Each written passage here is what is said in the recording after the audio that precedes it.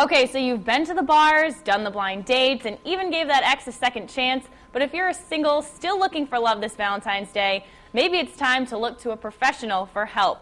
And joining me this morning is matchmaker Carly Gerard from It's Right, Rhode Island. Good morning. Good morning. Okay, so we've all heard there's no guys, there's no girls, I can't find anyone.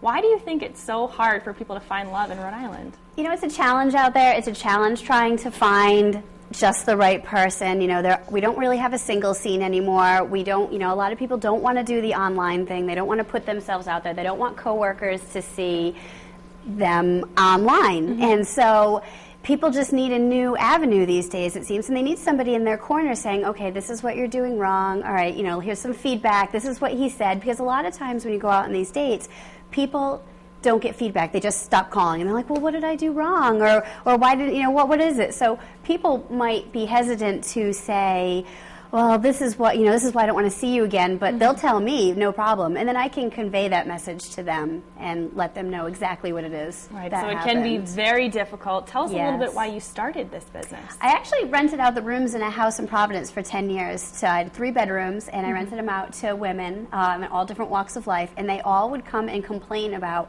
the process of trying to meet somebody.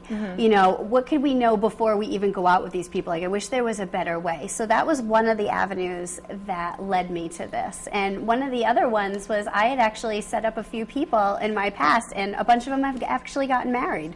So it's in your blood, I guess. So, yeah. Now tell me a little bit about the process that some singles go through when they see you.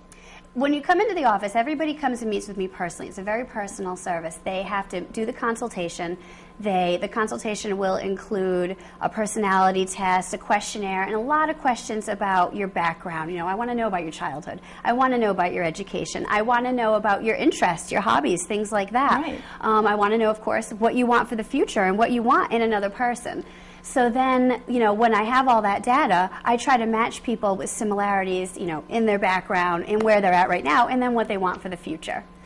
Very helpful. And speaking of helpful, any advice for the singles out there that are looking for love? Just be open, you know, put yourself out there, join new things, go to groups, you know, they have those papers, you know, that have all these new activities that are going on. Join them, do something new, put yourself out there. Don't just go to the same places and stay in that same rut, but be open, be ready for something new. And when somebody comes up and talks to you, don't dismiss them because, well, maybe they don't have that perfect look that you're looking for. Give them a chance, talk to them. You know, it might take 2 dates before you realize if you do or do not like that person. There you have it. Advice from the expert. Carly, thank you so much. And if you're looking for love, you can find more info about It's Right at foxprovidence.com. Happy dating.